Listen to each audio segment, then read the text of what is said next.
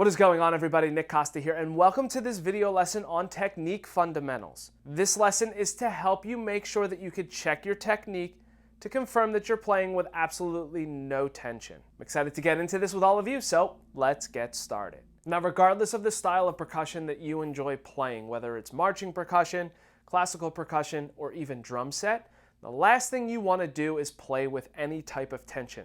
Now, your body's natural response to doing something you're unfamiliar with is to actually start to tense up. And you can also start to hold your breath, which in return makes you actually tense up even more.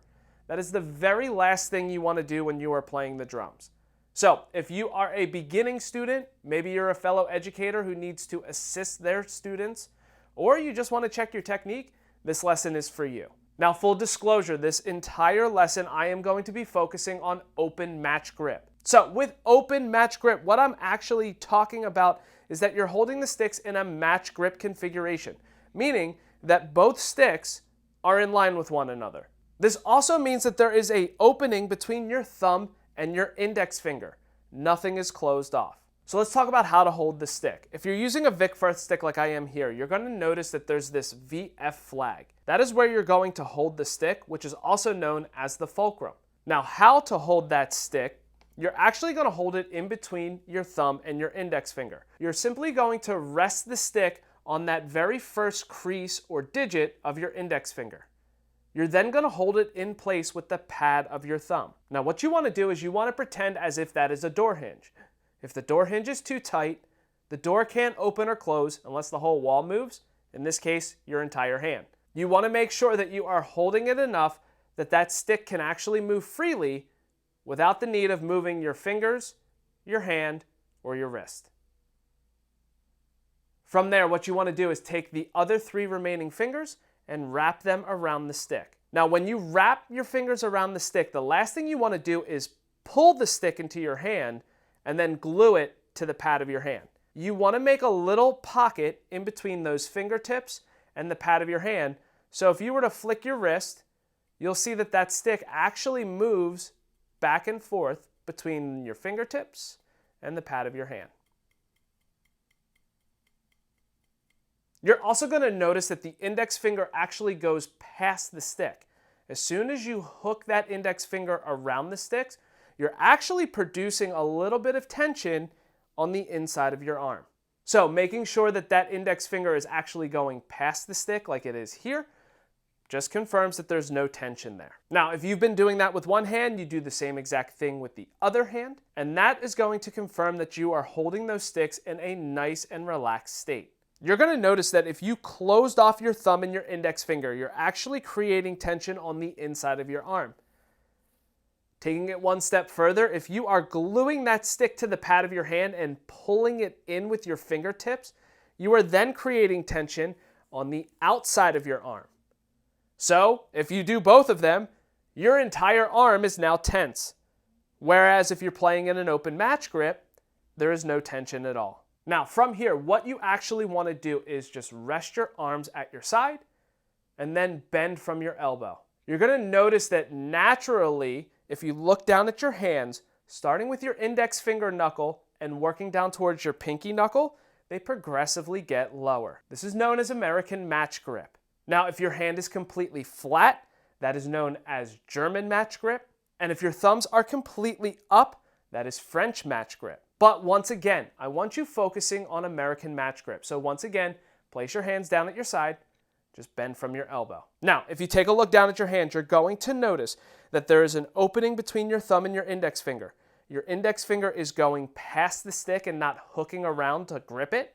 Starting with your index finger going down to your pinky, your knuckles are getting progressively lower. And finally, there is a little bit of a pocket between your fingers and the pad of your hand. Now, one final thing you want to notice is that when you are holding the stick, you actually want to make sure it is resting in the center of the pad of your hand. So if you look right here, the center of my hand, that's where my stick actually rests. Now, when it comes to playing any drum, practice pad, or surface area that you are playing on, you want to pretend as if you are dribbling a basketball. You're simply dropping your wrist, and then you're anticipating where the ball is going to be before you drop it down again. You never see a basketball player on the court grabbing a ball, slamming it to the ground, and then pulling it or stretching back up. They simply just drop their wrist and let the ball do the rest of the work. You are to do the same exact thing when you are playing the drums. So you're going to notice here, as soon as I drop that stick, I stop moving. But I'm staying relaxed enough that stick is rebounding and coming back up on its own. The last thing you want to do is stop the stick as soon as it hits the practice pad. A lot of beginner students also like to bury the stick and press it right into the pad or the drum. So, that nice relaxed motion of just dropping your wrist and letting the stick do the rest of the work.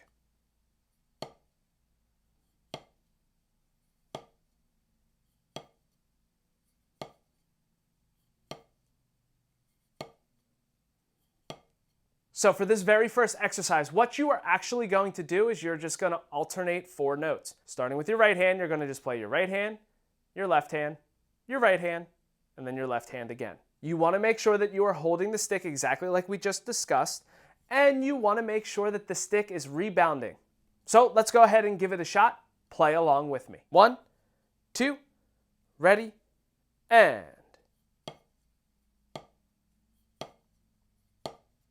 1, 2, ready, again.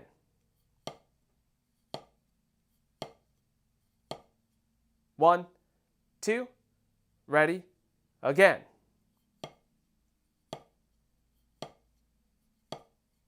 1, 2, last time.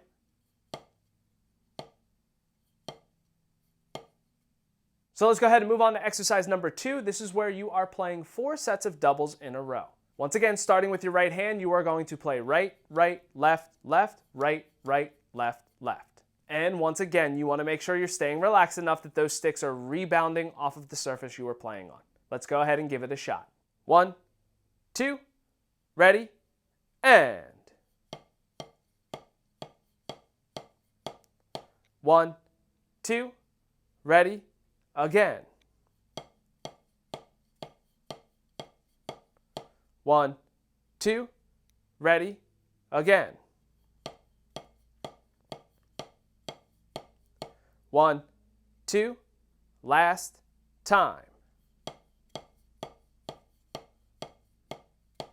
So now that you've had a chance to play both singles and doubles, this is a perfect time in the video to pause the lesson and make sure that you are holding the sticks relaxed enough, allowing them to rebound off the surface you are playing on. Once again, speed is not the end game here, it's consistency and accuracy, and taking this nice and slow and allowing your body to be as relaxed as possible will allow you to play faster in the long run. This is confirming that you are not tensing up and end gaining while you're playing. Because at the end of the day, when you end gain, you're more focused about producing a result than how you're actually playing. That's when the injury actually starts to occur. So make sure you're staying nice and relaxed and letting those sticks rebound off of the surface you are playing on. So go ahead and pause the video lesson here, and when you're ready, hit continue. All right, welcome back. So let's combine exercise 1 and 2. This is where you are going to be playing 4 singles followed by 4 sets of doubles. Let's go ahead and give it a shot. 1, 2, ready, and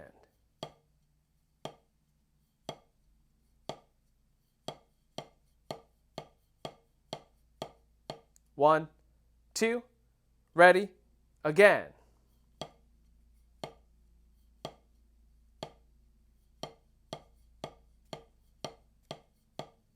1, 2, ready, again.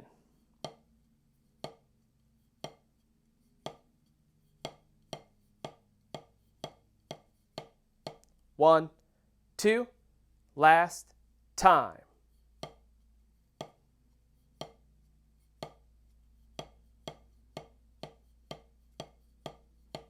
All right, so now that you've had that opportunity to combine both your singles and your doubles, let's go ahead and take this one step further and actually play this pattern 4 times in a row. This exact exercise is known as the singles and doubles exercise because at the end of the day, if we were to break drumming down to its simplest form, there are only 3 things that you are doing.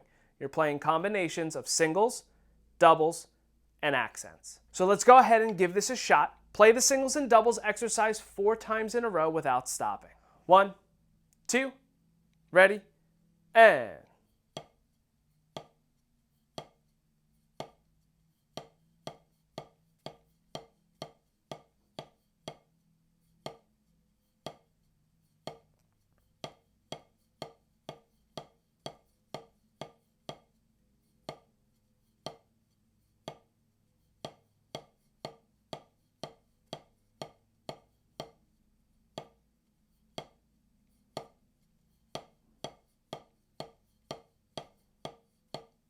All right, so now that you're able to play this exercise 4 times in a row, it's time to extend the duration of the roll. So this time around, what you're actually going to do is you are going to play the singles and doubles exercise like you just did 2 times in a row.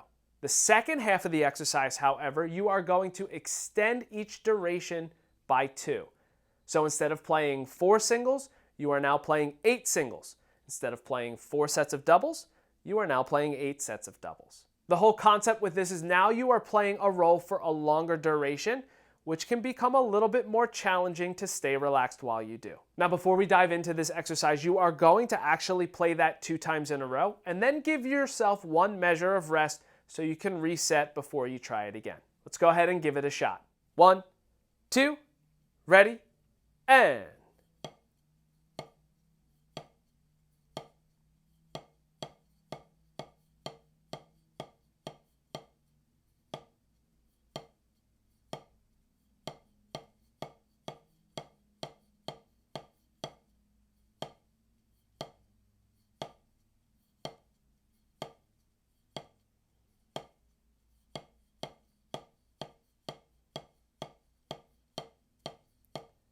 Top of the exercise, here we go.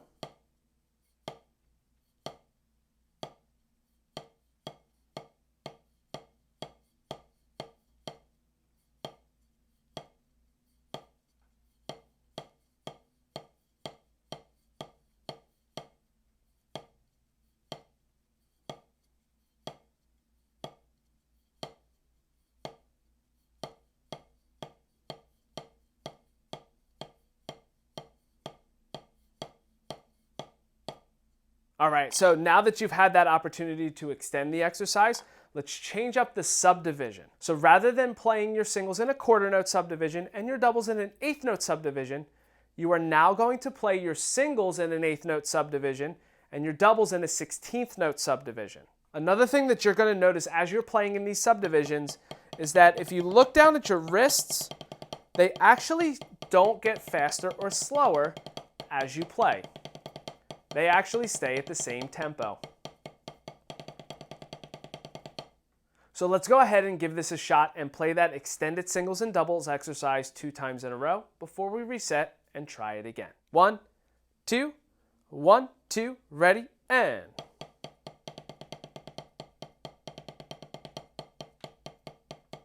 Again, here we go.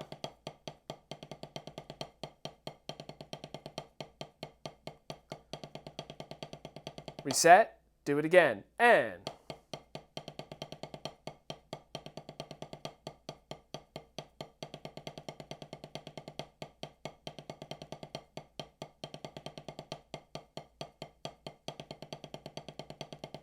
All right, so now that you've had that opportunity to do this, as you are practicing, if you are somebody who prefers to practice with a metronome, start out at a tempo where you can stay nice and relaxed and not have any tension while you are playing. Once you can play through the exercises a few times without tensing up or making a mistake, increase that metronome just by 5 and do it again. Continue with that pattern until you get to a point where you start to get tense. Once you do, mark down where that tempo is. That is where your breaking point is for now until you continue to practice this and get just a little more familiar with the technique. Now, the next time that you are practicing this, rather than starting where you are tensing up, go a little bit slower than that, maybe 5 or 10 clicks. You'll notice that by practicing it this way, over time, that breaking point is actually going to be getting faster and faster. Again, at the end of the day though, you want to make sure you're staying nice and relaxed to let those sticks move freely. Making sure that there is an opening between your thumb and your index finger. Make sure that your index finger isn't hooking around the stick. And you're just dropping your wrist. Over time, you'll notice that you can do this at faster tempos. Again, as long as you're staying relaxed.